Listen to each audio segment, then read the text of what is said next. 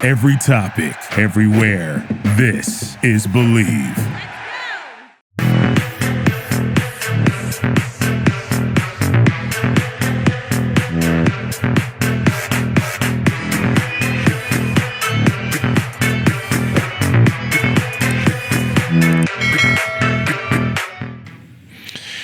Hello, welcome to the Hoosier Football Tailgate here on the Believe Network. I am the Coach Shannon Griffith.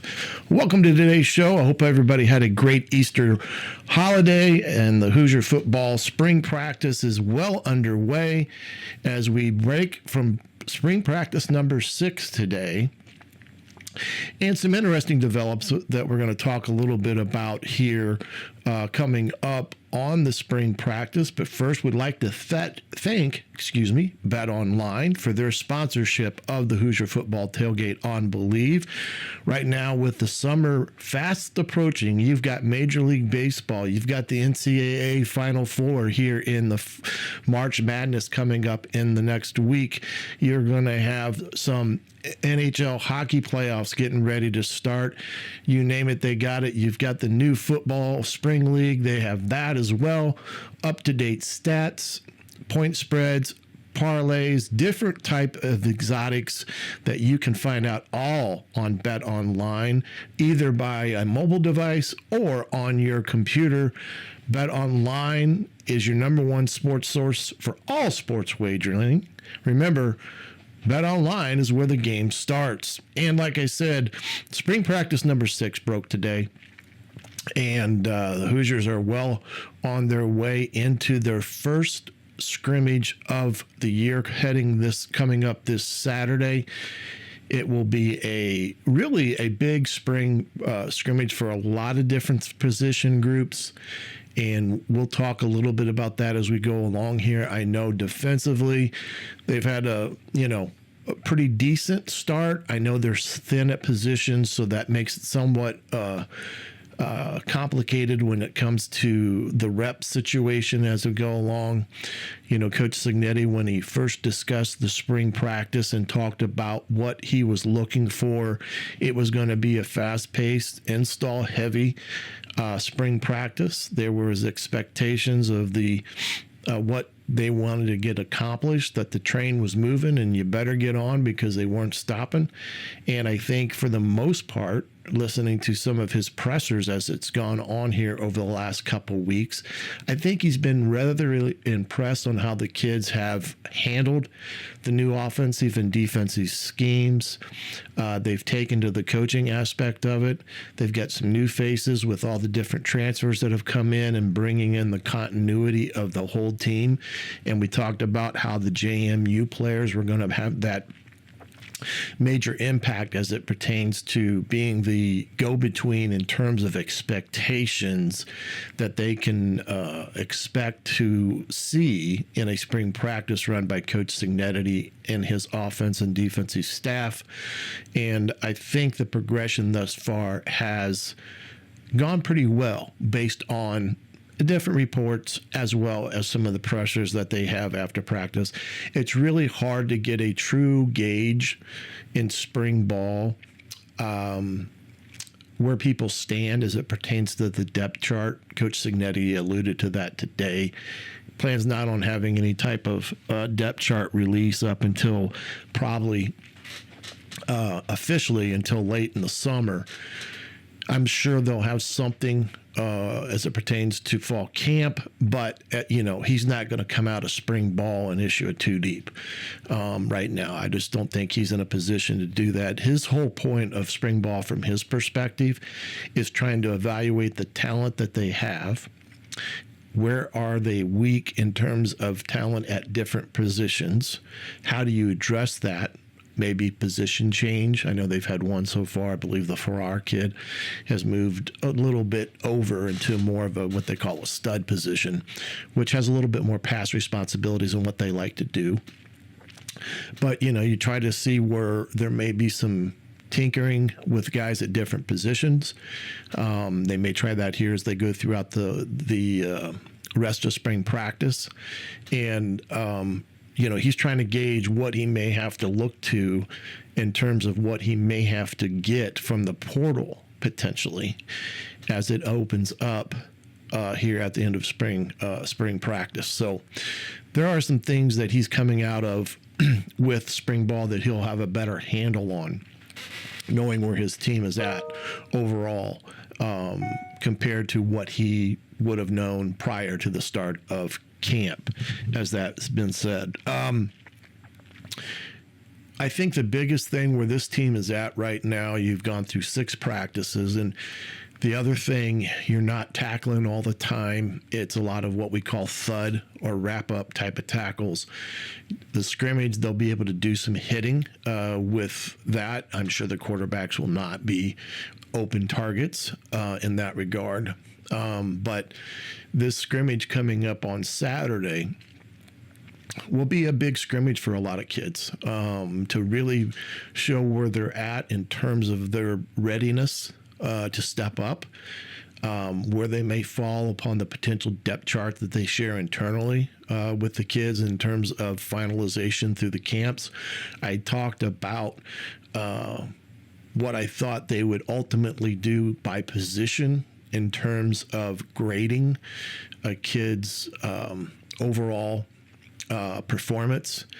And when we listened to this presser today that I split up a little bit, I want to point out a few things that really became pretty poignant to me about some of the guys that he mentioned in the presser today. Not that he was singling out, guys right, wrong, or indifferent, but it just stood out to me. There was some underlying messages that he was portraying outwardly.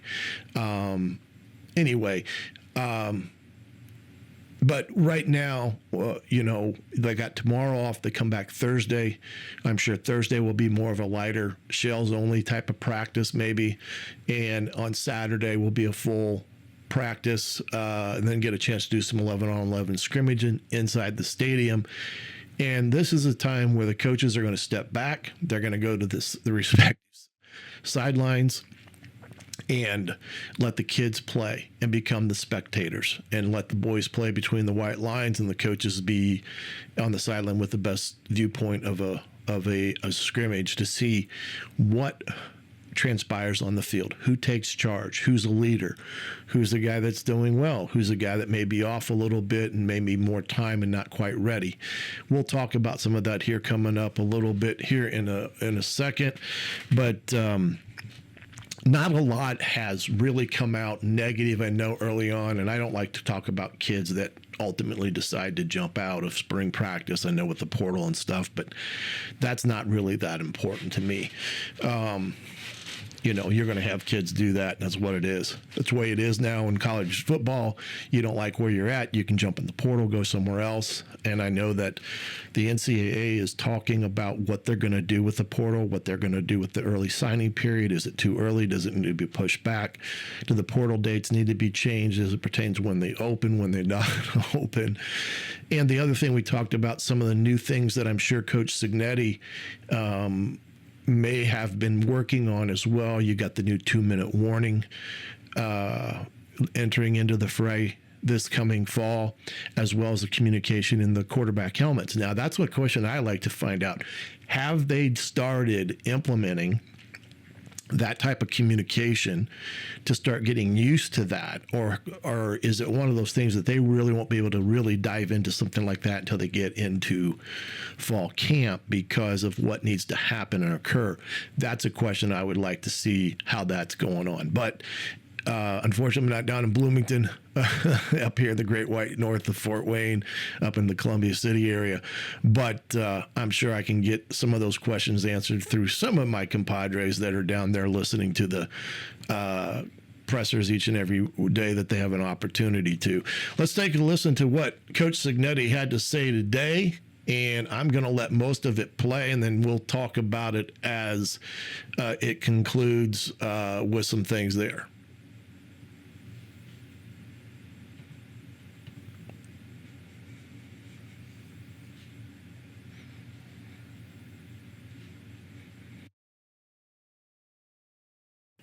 Well, I'm not going to tell you about the quarterback rotation, and from here on out, I may not really be very open about it, although I am impressed with Rourke's progress. Let's just say that.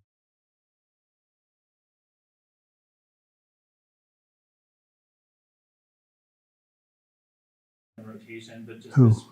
with Cherry this spring, maybe developmentally, what sort of steps are you? Yeah, he's getting some reps. He doesn't get quite as many reps as the ones and twos, but he's getting reps every day. You know, he's not ready, but you know he does throw the ball to the right guy a lot, and the arm strength and the accuracy need to improve. But for a freshman to come in and find the open receiver, doesn't always get him the ball, but you know, keep plugging along. He gets better every day.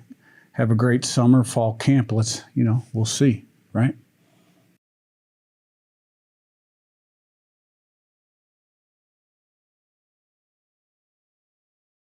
In that room, a lot of returning talent, and also Right. a lot of talent you brought over. Obviously, not shaped out so far.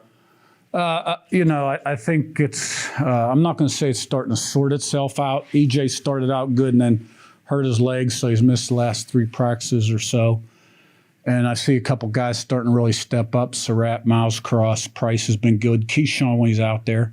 You know, Cooper's made some nice plays. Just a little more consistency. And, I think Donovan needs to pick it up a little bit.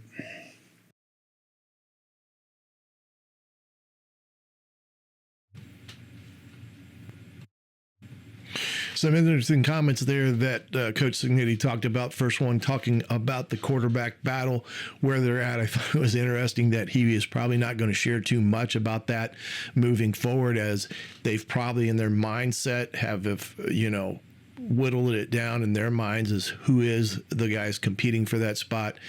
And I wouldn't read in too much about, he feels confident where Rourke is at, and he's starting to play like that and playing like a guy that's got a good body of work. He's an experienced type of quarterback. And remember, Rourke has a lot more experience than Taven does. Now, that doesn't mean Taven isn't in the battle for the number 1 spot whatsoever. There's still that competitive battle there to be the number 1 guy. But when you compare the two in terms of where Curtis is, in terms of his years of playing experience at the quarterback position, at the D1 level, and that of Taven's, it's a difference. There's a difference there between the two, and that's probably what separates them in some respects now, as Curtis becomes more familiar with the offense and Tino and the play calls and things of that nature. He's settling into the position there. I think he's really happy where Curtis is. I wouldn't be too concerned that he didn't mention anything about Taven Jackson or Brock Lowry or those guys. I think what they tried to do with the quarterback position when spring camp opened, they tried to give the guys opportunity to go with every group, whether it be the 1s, 2s, and 3s. They rotated them around, gave them opportunities to progress through that. I'm sure you're going to see some of that on Saturday at the spring scrimmage, if that part is open. You're going to see some of that movement of the quarterbacks in and out of different scenarios with different phases of the offense. But you could see there that he was pretty pleased where Rourke is at the moment as it pertains to him settling into the offense and what that all means for him. The other thing that I thought was poignant in that is they talked about Tyler Cherry. I don't think there's anything there that's overly surprising. He's just not in a position to be the number 1 starter. Now, that doesn't mean he is not out, that he's out of the race per se. It just means at this point in time, his youthfulness has showed that he's not ready to be that guy. It's the game's moving too fast for him. He's making some correct reads, although it may not get it to the right person at the right time, or he's missing some throws of guys that he's not putting on the numbers. But his progression is going to be that way as a true freshman quarterback. This part of him being enrolled now will pay dividends in the fall and years to come in terms of his development. Now, he may not be the guy, but it's going to be where he's at today is going to be very different of where he's going to be at the end of spring and then through the summer. So I think there's some hope there that Tyler's going to be the guy they think he's going to be. It's just going to be a matter of time, reps, and settling in to the offense in that regard. You know, Coach, I didn't have the clip there. He talked about the running back room. He likes it. He thinks it's a very competitive room. I don't think necessarily anybody stood out per se, but it sounded as if he feels pretty comfortable with what he's got there. The wide receiver room was interesting. The guys that he mentioned were all transfers that he talked about in terms of where they're at now. EJ Williams, he's a returner. He had done well. And again, he has a tendency to get hurt. And that's the one thing with him is that's concerning is that he's a one step forward, two step back when it comes to the injury department. So I think he had been doing well up to the point. Cooper's shown some times of flash, even from the people that I've discussed football with as it pertains to spring practice down there, that Cooper's at times shown and flashed for them. Consistency is the concern there. But the one thing that stood out to me in that post, that presser today, is Donovan McCauley. And now remember, Donovan had jumped into the portal. Coach Signetti was able to keep him back here. And now he's mentioning him a little bit that he needs to step it up. And he's no longer the guy, because when you've got 3 or 4 transfers coming in, D1 guys, hey, you're going to be in a battle. You know, this isn't going to be given to you, and you're going to have to pick it up. And I would imagine what he's talking about there is his intensity and his competitiveness. So I thought that was a very poignant point in the presser today when it comes to where they're at that position. Surratt, Price, Mouse, those guys that have transferred in have shown what they are, and those are really good players. He hasn't talked about the defense much. I'm interested to see where he feels their defense is at this point in time. Is the offense ahead, behind? Is the defense, whatever that may be, where they may be a little bit thin?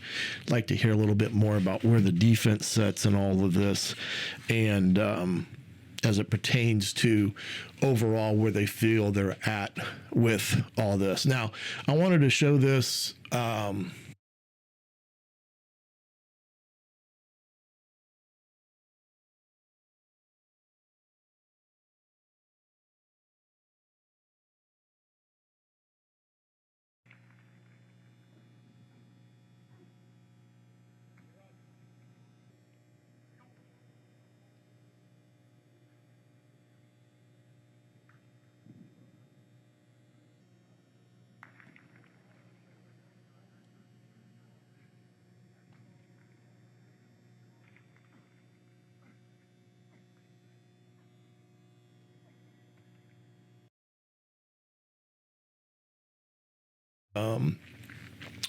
With him, he's got all the intangibles to be a very good quarterback once he settles into this offense, and expectations and leadership ability, all these things that they've seen from him thus far, I think they're impressed with. And I'm sure some of those throws that you're seeing there from that Pro Day clip are some of the things that they're seeing out of him on the field as well. And, we had Curtis on Hoosier Football Tailgate way back this winter, right when he was getting ready to join the club, and I think he was looking forward to it, anxious at the same time, because he was going into a new offense, a new philosophy, a different type of room. And as you can see from the discussions that you've heard from Coach Signetti in the press conferences, that hey, they're getting to see what he was all about in terms of everything that he, from the times that I've talked to him here and there, Curtis, having fun, just like any kid, lots to improve upon, with things that you would expect to hear. But I think the biggest thing that I take from that is that he's having fun, and that's the key component. He's enjoying himself, and that bodes well, because he feels like he's in a position that he can excel at there right now. Expectations, what to expect on these last few practices, because I think they're down to 12 when you think about it. I think you're going to see some solidification. I think they've been happy from where I stood. Talked a little bit about the offensive line and Coach Bobstead and some of the guys that have transferred in. They're pleased where they're at there in the progression of the offensive line. Year 2 for Coach Bobstead will make a huge difference, not only with the guys that are there currently, but even with the transfer guys, as well as the young man from Wisconsin that came in that Coach Bobstead has coached. I think they've played him a little bit at the tackle position. And, I think the key component, can they get some depth at center and then get some depth where they need it in the guard positions and go from there. But I think they're in the right direction, or it seems that they feel that the progression of the offensive line is where they want it to be. And that's a key component where they're at now, and they need to just complete a progressing in the right way with the offensive line as it moves forward. I would look for the next 6 practices leading up to the spring game for the quarterback battle to really heat up, to see where they're at. I'm anxious to see how everyone comes out of this scrimmage on Saturday, Taven included. But I do think there will be a lot of things that will remain probably unsaid outwardly about the quarterback position. Particularly, I think it'll be a blanket statement from here going forward and not really talk too much about it, but that's to be expected. I think more things that would be interesting to hear about is just some of the new mechanical things that are involved with the 2-minute warning, how that may or may not impact what they, kind of how they're going to handle that. The communication factor in the helmet, be interesting to see if that is in play on the scrimmage on Saturday and things of that nature. Now, the other thing is to remember, and I keep pointing this out, and I just think it's one of those things that you just got to be mindful of. At the end of the spring practice, the portal will open again, and you're going to see guys jump in it, and you're going to see guys that are currently part of this team potentially jump in it, depending on what they feel is the best scenario for them. And it ultimately would be the best scenario for Coach Cignani's staff. But I wouldn't be surprised if some kid jumps in the portal. I've been asked about the quarterback position, what will happen there. The thing that I think keeps the quarterback position a little bit differently, where is a quarterback going to go? It's probably not going to be to a Power 5 school. He's going to have to maybe jump into the MAC level type of scenario. And that's a little bit of a different situation there. So I'm not overly concerned there as it pertains to the quarterback room overall. But we'll wait and see. But just remember that can come up, and a kid that transferred in can transfer out and still be eligible as long as he meets all the academic things. And then what is Coach Cignani going to be looking for potentially in the portal? My guess will be defensive line depth. That's what they need.